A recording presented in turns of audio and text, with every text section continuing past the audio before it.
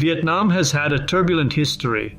Following the end of the French colonial regime in 1954, the country was divided into North and South Vietnam. It was not until 1976, after the Vietnam War had ended, that the country was reunited as a single nation. Our tour of Ho Chi Minh City therefore begins with two symbols of this journey towards independence.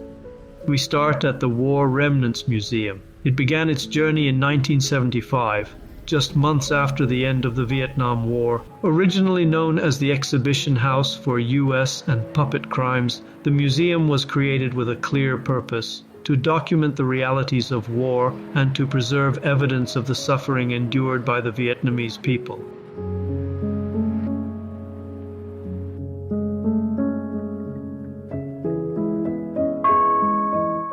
In 1995, following the normalization of diplomatic ties with the United States, it adopted the name it carries today, the War Remnants Museum, a title that reflects a broader, more inclusive narrative of conflict and its consequences.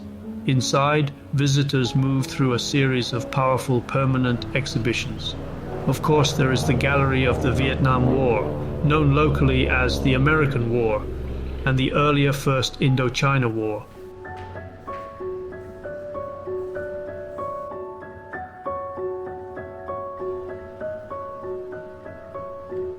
The gallery that is sure to grab you by the throat is the one about the use of Agent Orange. Here, you can witness the immediate and long-term consequences of using this terrible weapon. While it is a harrowing sight, it is also a powerful testament to the suffering and horror that war can bring.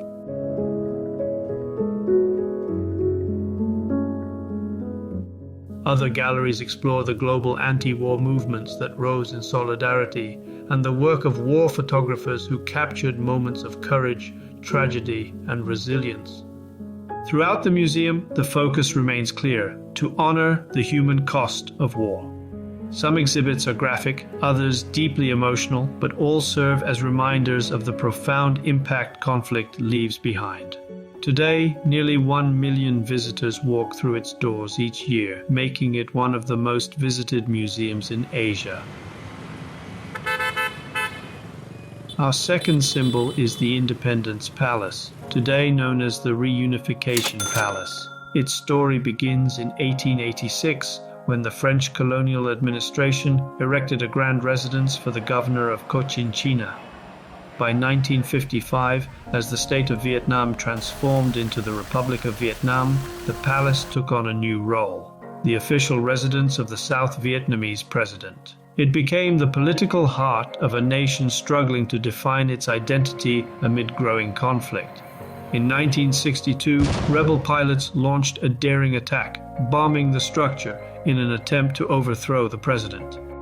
By 1966, a new palace rose from the ruins, a modernist creation of concrete, glass, and symbolism.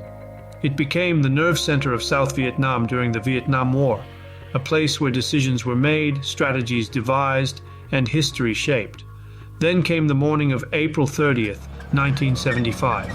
As a North Vietnamese tank crashed through the palace gates, the world watched a defining moment unfold.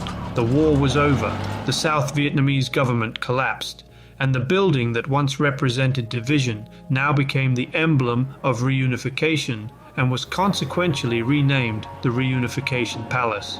Today, it functions as a museum and event venue, offering visitors a time capsule of 1960s architecture, war-era command rooms, and preserved presidential chambers.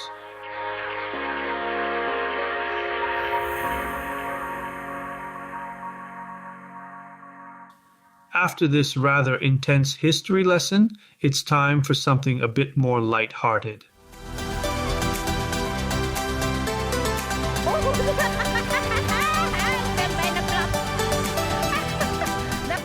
After a short walk, we reach our third highlight of the day. The Notre-Dame Cathedral Basilica of Saigon was built by French colonists between 1877 and 1880 using red bricks imported from Marseille. Its striking red brick facade, twin 58-meter bell towers, and prominent location at Paris Commune Square make it a key symbol of the city's French colonial heritage. Renovations have been ongoing since 2017 and are still not completed. To the right of the cathedral, you can see the Saigon Central Post Office. It is one of Ho Chi Minh City's most iconic landmarks, built during the French colonial period between 1886 and 1891. Known for its striking yellow facade, arched windows, and a cool mix of French and Asian architectural styles, it's free to get in, and it's a really popular place for sending postcards, since it's still a fully functioning post office today.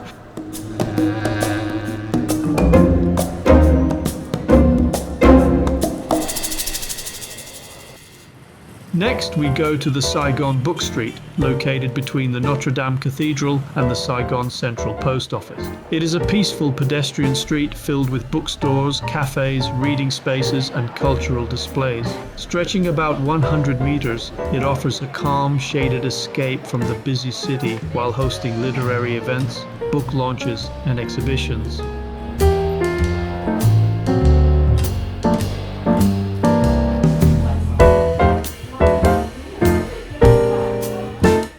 For lunch, we try the traditional banh mi, a crispy baguette that dates back to the French colonial period.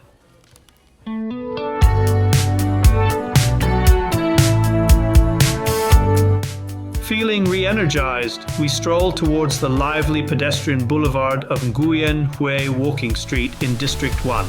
It stretches from Ho Chi Minh City Hall to the Saigon River. At the north end stands the bronze statue of Ho Chi Minh, set before the beautiful French colonial city hall, making it one of the most photographed spots on the street.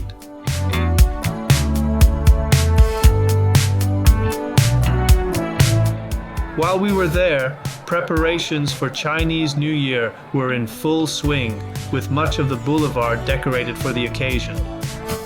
The whole city was like this, actually, but more on that later. This pedestrian boulevard is also home to the famous Café apartment building, a unique 9-story former apartment block where almost every unit is now a cafe, boutique, or creative studio. The street showcases a dramatic mix of historic colonial buildings and modern high-rises, reflecting Saigon's evolution.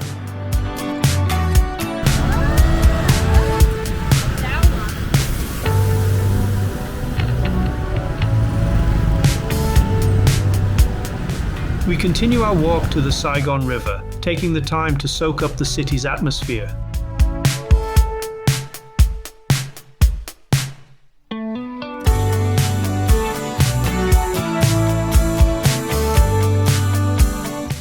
As evening falls, you can see the city becoming even livelier and more vibrant than it was during the day.